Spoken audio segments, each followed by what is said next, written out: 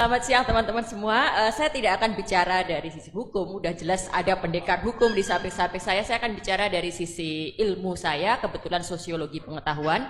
Dan tadi kita sepakat bahwa apa yang terjadi di Indonesia hari ini, semua masalah yang ditulis panjang sekali di backdrop acara ini tidak terjadi begitu saja. Ini adalah tumpukan-tumpukan, kumpulan dari gempa-gempa kecil itu. Nah, saya lihat salah satu strategi yang digunakan oleh penguasa, oleh pemerintah Jokowi selama 10 tahun ini sehingga kita sampai di kondisi hari ini adalah fabrikasi mitos. Dan ini adalah bagian penting kalau kita pelajari juga apa yang terjadi di era Orde Baru. Salah satu kunci kenapa Orde Baru bisa sekian lama berkuasa selain penggunaan senjata, selain pengerahan tentara pada waktu itu adalah fabrikasi mitos.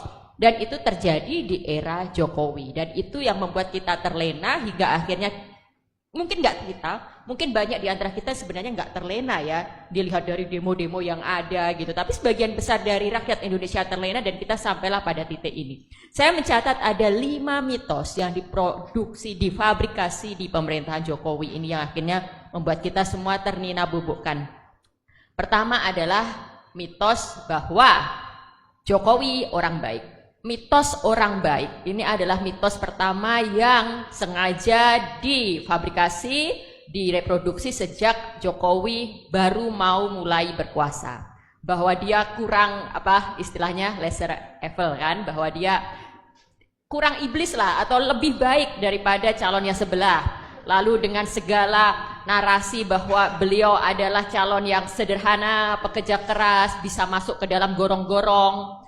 Lalu kemudian citra bahwa anaknya adalah penjual martabak dan anaknya adalah penjual pisang goreng. Itu semua melengkapi imajinasi kolektif kita bahwa yang kita hadapi adalah orang baik. Dan ketika orang baik menjadi penguasa, orang baik itu nggak bisa melakukan kesalahan, apalagi melakukan strategi jahat. Kalaupun ada kesalahan, pasti itu orang-orang di sekitarnya kan, pasti orang-orang yang terus mengompori dia, terus memprovokasi. Kita termakan dengan itu semua. Hingga akhirnya kita selalu membela dia dan membiarkan Omnibus Law lah, KPK, revisi UU KPK lah, dan berbagai hal-hal lainnya. Lalu mitos yang kedua adalah mitos bahwa setiap orang bisa berkompetisi.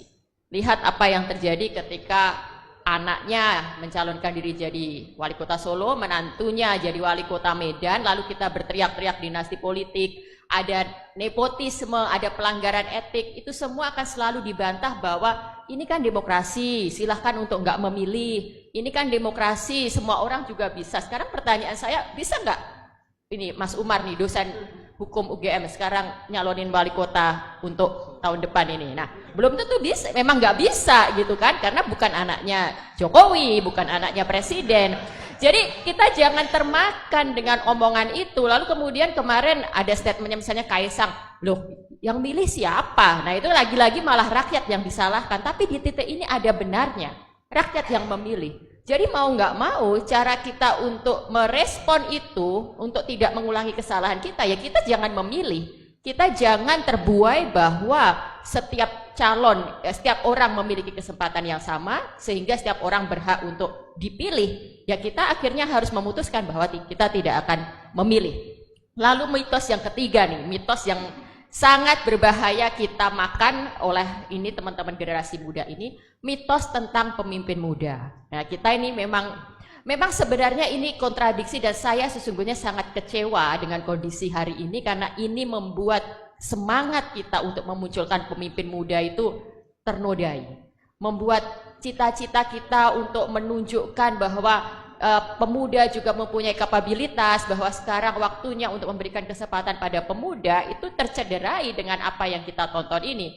Nah sekarang akhirnya mau nggak mau kita harus mengoreksi narasi dan keyakinan kita bahwa anak muda memang harus diberi kesempatan, tapi tentu bukan anak muda yang mendapatkan kesempatannya dengan cara-cara yang non etis, tidak benar, bahkan melanggar hukum, bahkan kemudian nanti akan melanggar prinsip-prinsip demokrasi. Jadi sekali lagi untuk pemilu ke depan jangan termakan bahwa pemimpin pemuda yang harus kita dukung, jangan termakan bahwa pemimpin anak muda yang mengerti kebutuhan anak muda. Bahkan bisa jadi pemimpin anak muda itu sebenarnya nggak relate dengan persoalan kita. Karena dia nggak pernah berangkat dari kondisi real yang ada dalam masyarakatnya. Nah yang keempat nih, mitos yang juga bahaya banget nih. Setelah sekian lama mungkin ya kita melihat ada mitos pemimpin kuat yang dibutuhkan bangsa ini. Ada mitos bahwa kita butuh pemimpin yang tegas. Sekarang ada upaya untuk membalik itu semua karena mungkin merespon situasi generasi Z yang senang joget-joget, yang senang tampil di TikTok, yang sudah mulai senang dengan ini. Nah, sekarang ada mitos pemimpin gemoy, gitu kan? Bahwa seolah-olah pemimpin yang hobi joget, pemimpin yang menggemaskan, pemimpin yang lucu, gitu kan? Itulah yang harus layak kita pilih karena dia merupakan cerminan dari anak muda hari ini. Wah, jangan mau dibodohi gitu. Ini saya sebenarnya sangat sedih melihat tren fenomena gemoy-gemoyan ini. Dia merasa bahwa Gen Z itu orang yang tidak peduli pada gagasan. Jadi calon yang menonjolkan kegemoy-gemoyan menganggap anak-anak muda yang duduk di hadapan saya ini hanya peduli pada tampilan lucu-lucuan, viral-viralan. Tentu ini pembodohan dan penghinaan pada akal sehat kita, pada naluri kita. Jadi sekali lagi kita harus menolak itu. Bukan pemimpin gemoy yang kita butuhkan, tapi memang pemimpin yang bisa menghadirkan gagasan-gagasan untuk kemajuan kita. Yang terakhir, mitos yang sudah lama dibangun dan akhirnya menjadi puncak permasalahan kita semua adalah mitos bahwa presiden netral.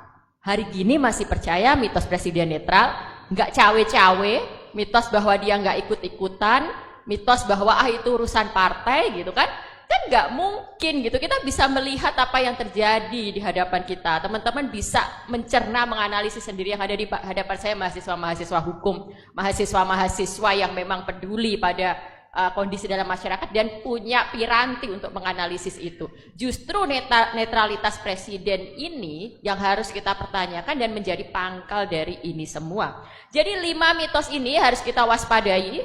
5 mitos ini harus kita lawan dalam pemilu tahun depan.